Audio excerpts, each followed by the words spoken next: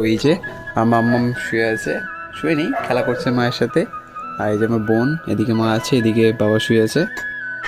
আমি যে ওয়াকিং করব, এনার্জি না থাকলে কিভাবে ওয়াকিং করব? এনার্জি পাচ্ছি না, ওয়াকিং করছি সেই ওখান থেকে হাঁটতে হাঁটতে এত দূরে এসেছি। ঠিক আছে, hey guys, good morning, welcome to my new blog. তো গাইস, ঘুম থেকে উঠে গেছে অনেক লেটে, কারণ হচ্ছে যে আমি সকালে ফেসবুকে ব্লগিং আপলোড করেছি 8টার সময়। তো আমি তো 10টার সময় উঠি, কিন্তু আজকে 11টার সময় উঠতে হয়েছে। আর আমাকে ডেকে দিয়েছে আজকে বাবা। তো গাইস, উঠে গেছে এখন ঘুম থেকে, তো ওয়াকিং করবো, বাইরে বেরিয়ে গেছি। ওদিকে মা আছে, কাজ করছে, আর এদিকে আমি বেরিয়ে গেছি। তো ওয়াকিং করবো একটু, তো চলো ওয়াকিংটা শেষ করে নিই। One eternity later. Guys, walking শেষ করে আমি চলে এসেছিলাম নিচে স্নান করবো বলে, তাই তো স্নান করতে এসেছি। তো গাইস, খাওয়া দাওয়া করে আমি বেরিয়ে গেছিলাম ওয়াকিং করতে, কিন্তু আমি সবসময়ের জন্য মাম্মামের সাথে দেখা করেই যাই। তো এই যে মাম্মাম শুয়ে আছে, শুয়ে নেই, খেলা করছে মায়ের সাথে। আর এই যে আমার বোন, এদিকে মা আছে, এদিকে বাবা শুয়ে আছে। তো চলো আমি বাইরে বেরোই, তারপরে কন্টিনিউ করছি। আমি যে ওয়াকিং করব, এনার্জি না থাকলে কিভাবে ওয়াকিং করবো?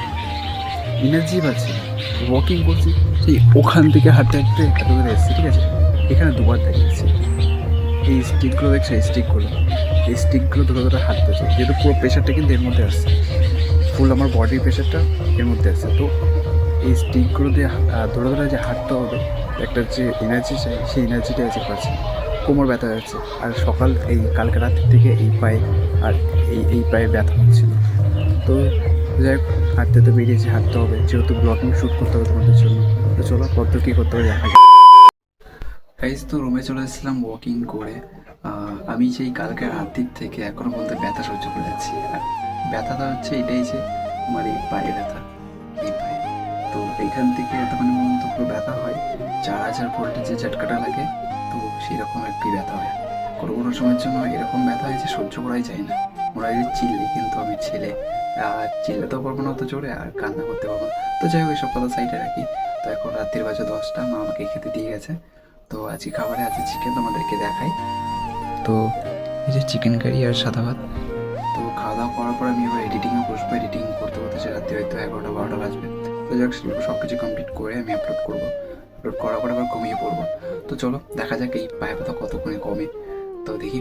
তো চলো আজকের ব্লগটা এইটুখানি, আবার দেখা হচ্ছে কালকে সকালে। তোমরা ব্লগটা কেমন লাগলো তোমরা কমেন্টে জানিও। আর হ্যাঁ, সাবস্ক্রাইব করতে ভুলো না। আর যদি ফেসবুক থেকে দেখো তাহলে ফলো করতে ভুলো না। আর তোমরা নিজেরা সুস্থ থাকো আর অপরকে ভালো রাখো। তো আজকের জন্য বাই।